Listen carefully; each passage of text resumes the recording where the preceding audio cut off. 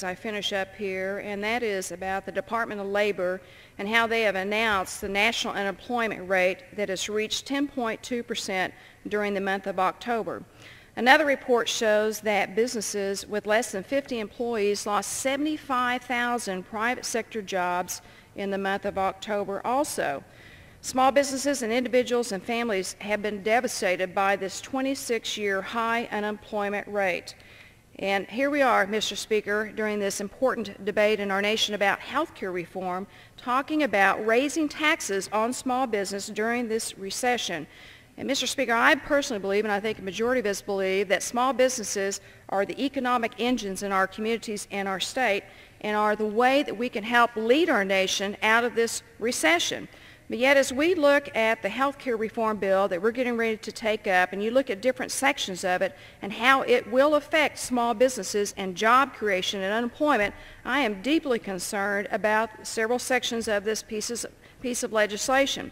An example is page 297, section 501, would impose a 2.5% tax on all individuals who do not purchase bureaucrat-approved health insurance, and this tax would apply to individuals with incomes under $250,000, thus breaking a central promise of the President Obama's presidential campaign that we would not be taxing people under $250,000.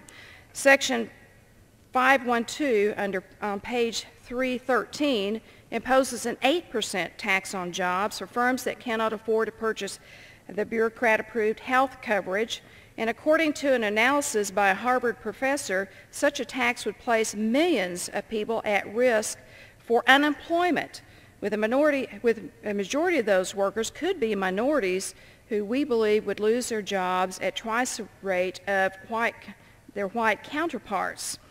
Section 551, page 336, imposes additional job-killing taxes in the form of a $500 billion surcharge, more than half of which will hit small businesses, according to a model developed by President Obama's senior economic advisor, which could increase taxes and cost us another 5.5 million jobs. And of course we know that this piece of legislation also adds $729 billion of new taxes on small businesses and on individuals who cannot afford health insurance coverage and employers who cannot afford to even provide that health insurance.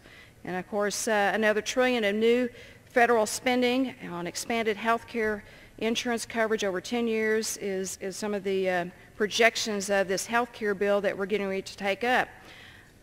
We have had several different groups express concern about small businesses, about the unemployment rate, about the cost of this proposed health care plan.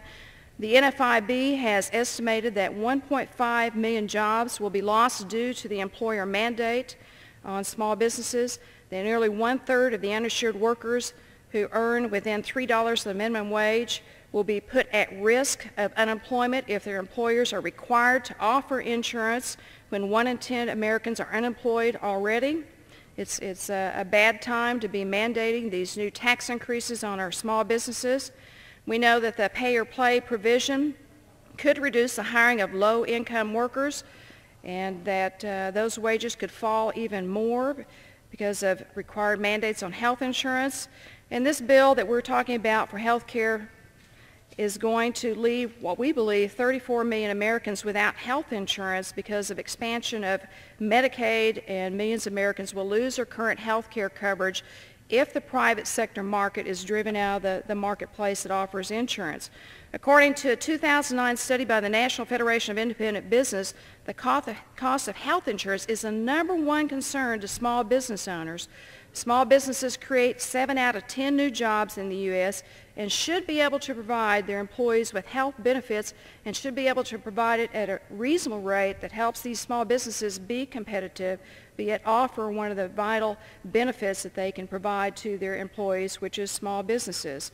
The Kaiser Family Foundation reports that health insurance premiums for single workers rose 74% for small businesses between the period of 2001-2008, and administrative expenses for small group plans account for 25 to 27% of premiums compared to that of 5 to 10% for large businesses.